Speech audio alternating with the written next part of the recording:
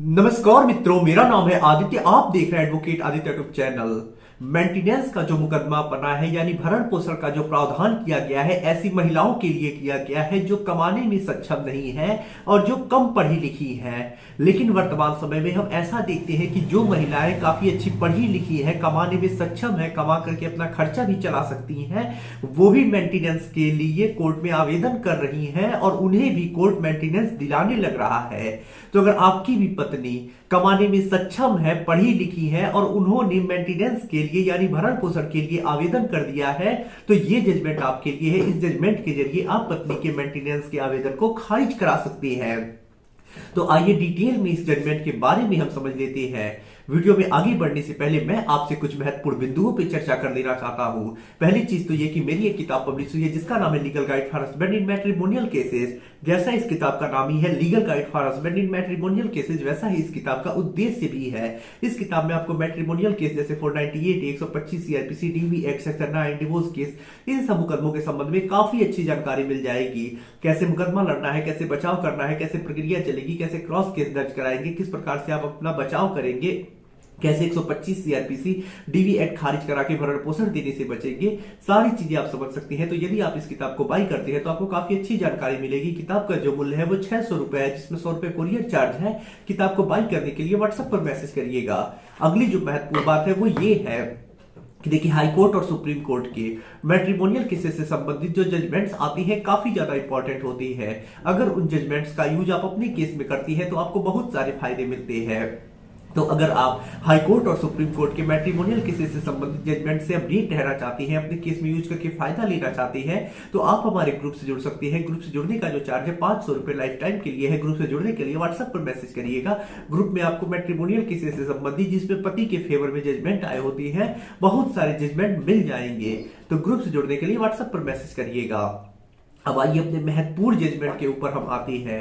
तो देखिए, आज का जो हमारा जजमेंट है वो कर्नाटका हाई कोर्ट ने दिया है और ये जो जजमेंट आया है डॉक्टर ई साथी वर्सेस डॉक्टर एच के वासुदेव के केस में आया है।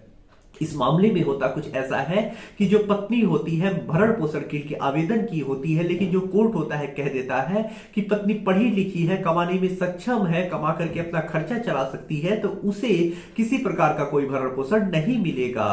तो देखिए, मामले में जो पति होता है विवाह विच्छेद के लिए मुकदमा दायर करता है, जिसमें जो पत्नी होती है सेक्शन 24 के अंतर्गत भरण पोषण की मांग करती है, जिसमें पत्नी कहती है कि उसे 5,000 रुपए प्रति माह भरण पोषण और 50,000 रुपए एक मुश्त मुकदमा लड़ने के लिए दिलवाया जाए। जो पति होता है कोर्ट में हाजिर होकर अपना पक्ष रखता है, जिससे जो निचली अदालत होती है पत्नी के आवेदन को खारिज कर देती है। उसके बाद जो पत्नी होती है वो हाई कोर्ट जाती है। हाई कोर्ट में कहती है कि फैसला गलत हुआ है, उसे मेंटेनेंस मिलना चाहिए। पति जो होता है हाई कोर्ट में अपना पक्ष रखता है कि जो पत्नी है वो पढ़ी लिखी है, डॉक्टर की उसके पास उपाधि है यानी डिग्री है, और जो पत्नी है शादी के पूर्व उसका भाई भी डॉक्टर है, उसका क्लिनिक है, तो क्लिनिक के बोर्ड पर पत्नी का भी नाम लिखा होता है, यानी उसका भाई जो होता है वो डॉक्टर होता है।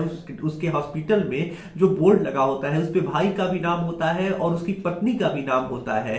तो जो पत्नी थी शादी के पूर्व में कमा रही थी, कमा के अपना खर्चा चला रही थी, अभी भी वो कमा रही है लेकिन साक्ष्य नहीं मौजूद है। लेकिन हाँ, शादी के पहले वो कमा रही थी और कमाने में सक्षम भी है, पढ़ी लिखी भी है, तो ऐसे में उसे मेंटेनेंस ना दिया जाए। कोर्ट जब ये सारी चीजें देखता है तो कोर्ट यही कहता है कि यहाँ जो पत्नी है वो पढ़ी लिखी है, शादी के पूर्व कमा करके अपना खर्चा चला रही थी, वर्तमान में कमा रही हो या ना कमा रही हो, लेकिन ये माना जा सकता है कि ये पत्नी जो पढ़ी लिखी है, कमा सकती है और अपना खर्चा चला सकती है। तो इस भरण पोषण का जो प्रावधान है ऐसी महिलाओं के लिए नहीं है कि जो कमा करके अपना खर्चा चला सके। ये ऐसी असहाय महिलाओं के लिए है जो बेरोजगार है, कम पढ़ी लिखी है और अपना खर्चा नहीं चला सकती है। तो ऐसे में पत्नी का जो हाई कोर्ट में रिवीजन होता है उसे खारिज कर देता है और उसे भरण पोषण देने से मना कर देता है। तो अगर आपकी भी पत्नी पढ़ी लिखी है, कमा करके अपना खर्चा चला सकती है या शादी के पूर्व कमा करके खर्चा चला ले रही थी, इसके बावजूद भी भरण पोषण का मांग कर रही है, तो आप इस जजमेंट के जरिए पत्नी के भरण पोषण के आवेदन को खारिज करा सकती है। जजमेंट का लिंक आपको डिस्क्रिप्शन में मिल जाएगा।